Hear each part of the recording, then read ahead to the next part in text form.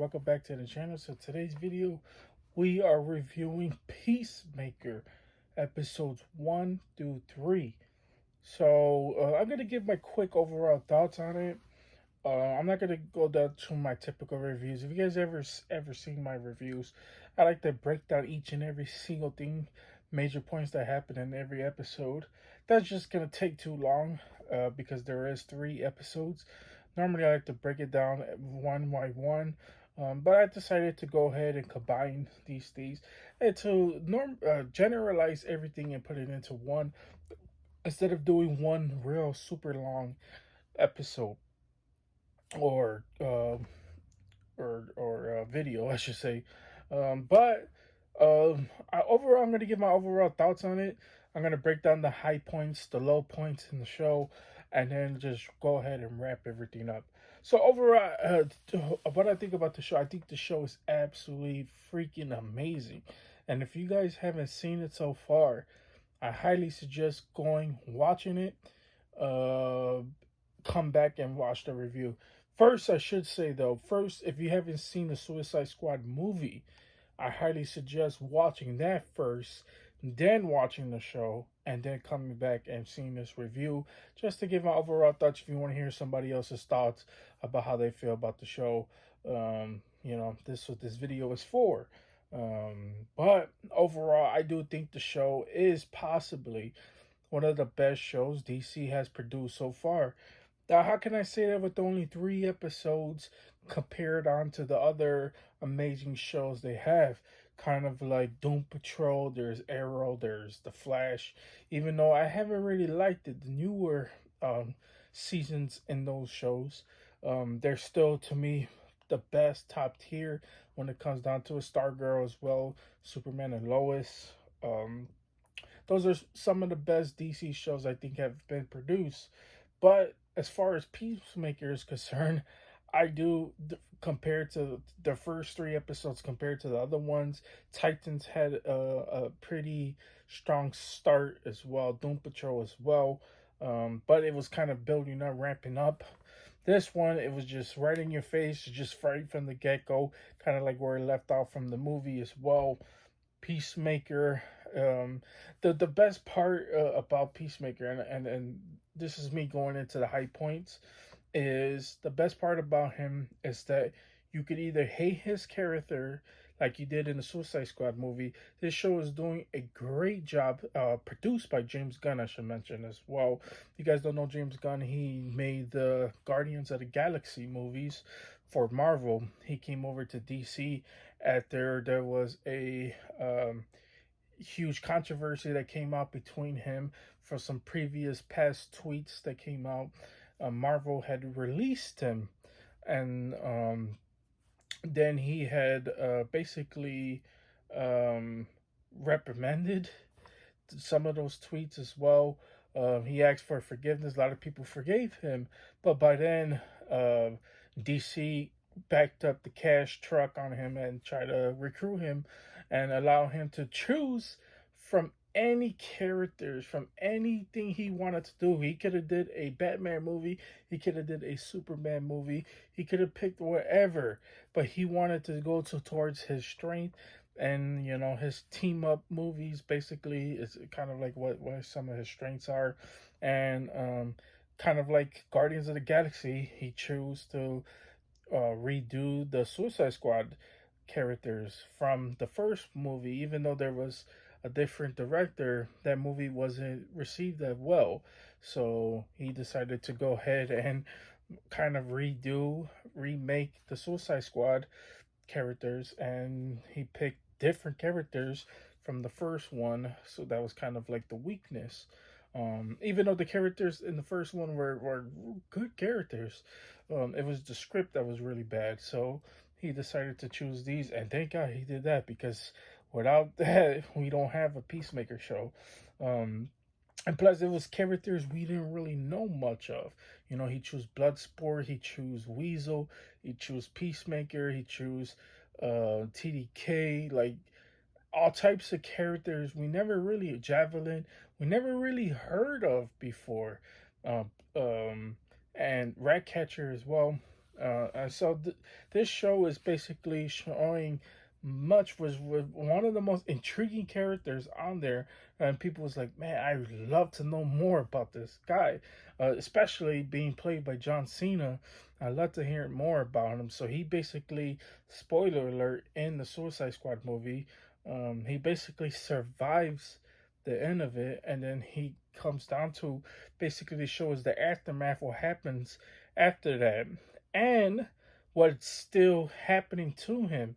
Because in the show, it shows that he still being contacted by Amanda Waller's team. Because if you guys don't know, in the Suicide Squad movie, he kills Rick Flag and he almost gets killed by Bloodsport.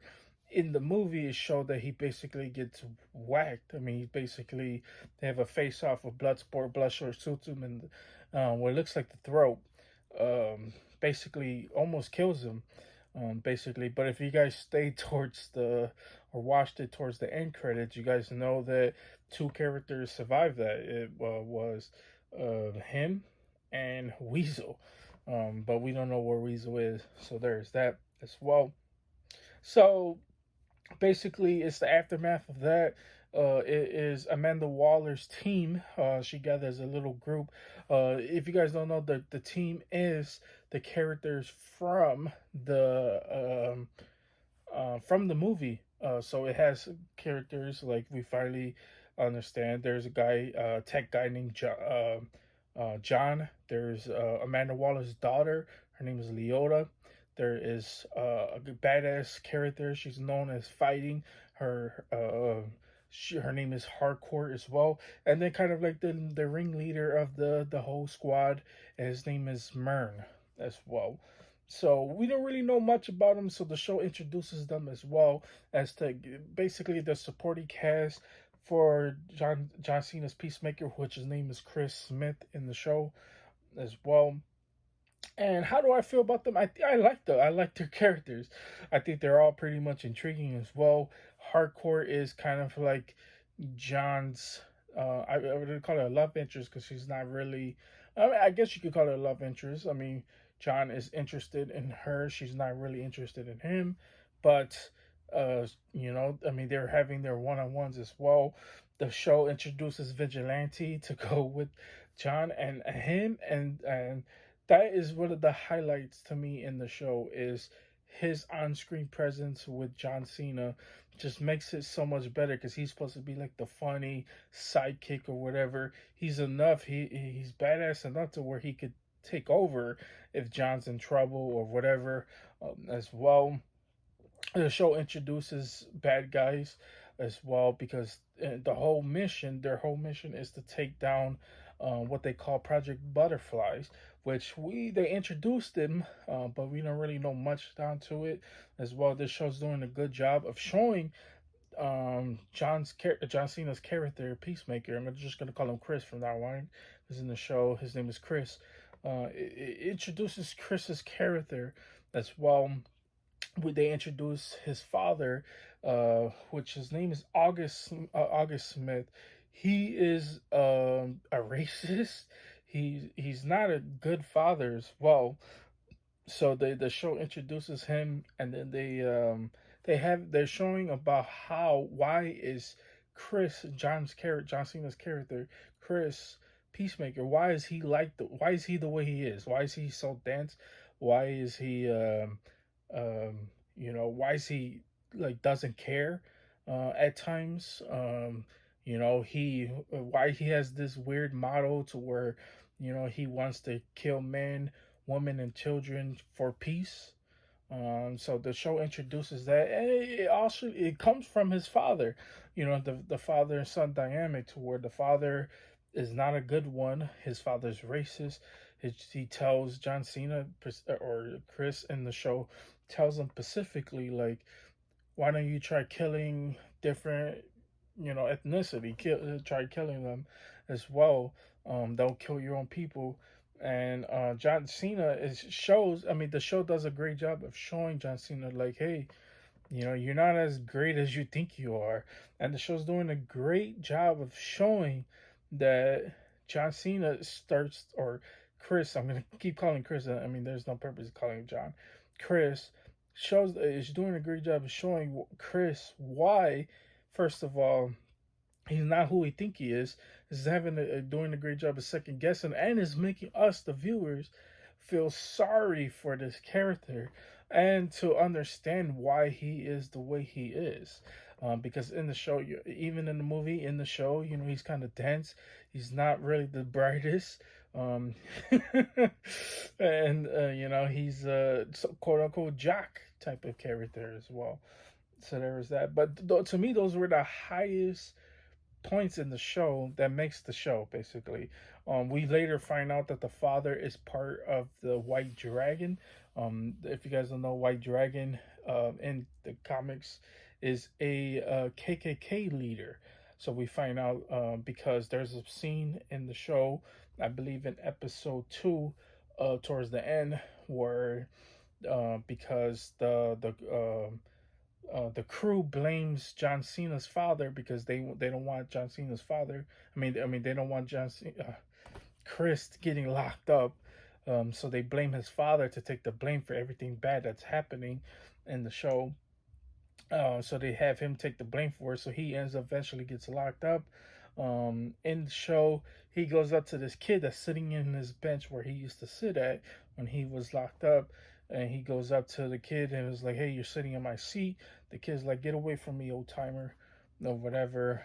And then all the white guys in the prison get up and starts walking towards him, giving this kid this mean look as well, basically telling the kid like, "Hey, get up right now." So the kid gets up. He's like, "Yo, I don't want no problems." The father goes to sit down. They all start kneeling and doing their Nazi salute and saying "Hail the White Dragon." So the White Dragon has something to do with the show, and it shows John Cena about how his character is basically created. And, his character is supposed to be this racist guy, but John Cena doesn't really know that. There was a few times in the show to where they made him question, his ways. They made him question his ways. He's like, "Yeah, I'm not racist. What are you talking about, man?" And then, in the show, they're basically telling him like, "Yeah, you are."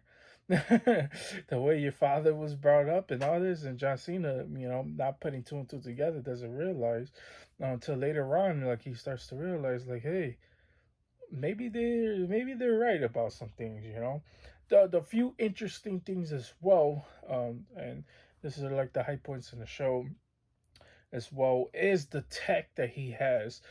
Since the father, there was a scene in the show where the father opens this door, leads into another like multi-dimension or whatever. I don't know what it was, but it had this high tech. It has something to do with Chris's helmet. The fact that it could have, there's helmets that have X-ray visions. There's helmets that has like plasma attacks that he could just press the button and just blow things up. I mean, that it's really really interesting. I really want to find out more. I had to find out more about this character and how things were made, and about and who's making it. Like, how did the father make this gear? Like, who is this mysterious man? So there is that, and not only that, they introduce him and then the butterflies. So we don't know who's in charge of the butterflies as well, and who, like, how the butterflies are being made, and affecting people. Um, and the show has a couple. The fight scenes in the show is absolutely amazing. That's another high points in the show. I guess I could talk about the lowest points in the show, which weren't really that many. I mean, there's a few nitpicks here and there that you could choose from, but for me overall, I do think I love or the lowest points I had was sometimes the characters are too dense. Like for instance, the cops, they're kind of dense, quirky, as you could say. Um, there's parts where when John Cena fought, I'm just gonna call him John Cena or whatever. When John Cena fought the butterflies, he pressed his helmet and blew the butterfly up with his plasma grenade or plasma attack thingy. Um, the one of the butterflies blew up. The cops was analyzing the scene. One of the cops picked up part of the woman's face that he killed, and she's like, "Is this pizza?" Like, and then I'm just sitting there like, what the hell? I get it. I get it. They were trying to make the joke, but some jokes in the show doesn't land as well, and I do feel sometimes they're kind of over the top.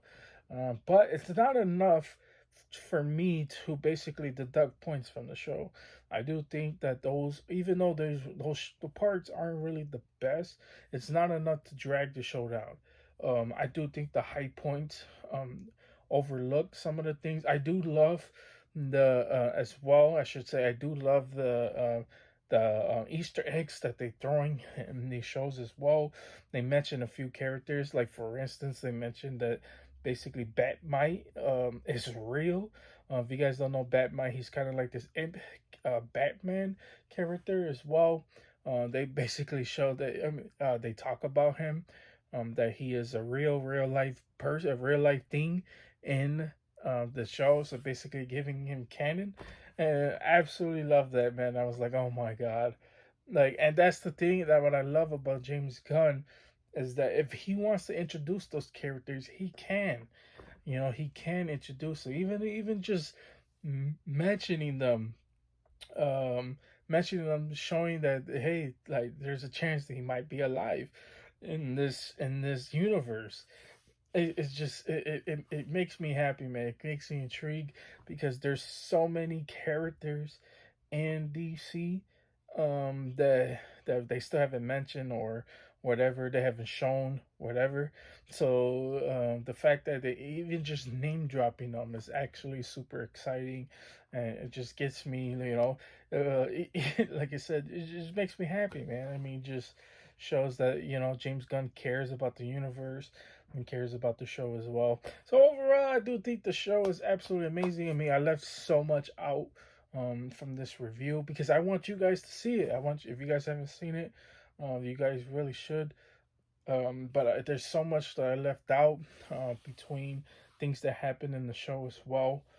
So like I said, overall, the supporting cast is really great. John Cena's Peacemaker hold his own in the show. Vigilante, him and his both on-screen dynamic is absolutely freaking amazing. There's just so much, man. I mean, there's so much high points in the show with compared down to a few low points that you could choose from. I mean, I don't really can't really think of that much, really, besides some of like the quirkiness and the some characters being dense or whatever in the show. I guess I could complain about length because I really want the shows to be a little bit longer, but that's really about it. I mean, there's not really much to complain about. The show is freaking amazing, and you guys should definitely check it out. Um, but that's basically my review for episodes 1 to 3. I do think it's the best DC show so far as of right now. That could change. It definitely could change with the next episodes. It could a lot of we've seen this before. A lot of shows start off pretty amazing and then fall off towards the end. This could be one of those, but I highly doubt that. I think it's gonna stick the landing, but we'll have to see. I will be talking about probably do another video just like this in the future when shows finally come, when episodes finally come out. But anyways, guys, you guys have a wonderful, amazing day, and see you guys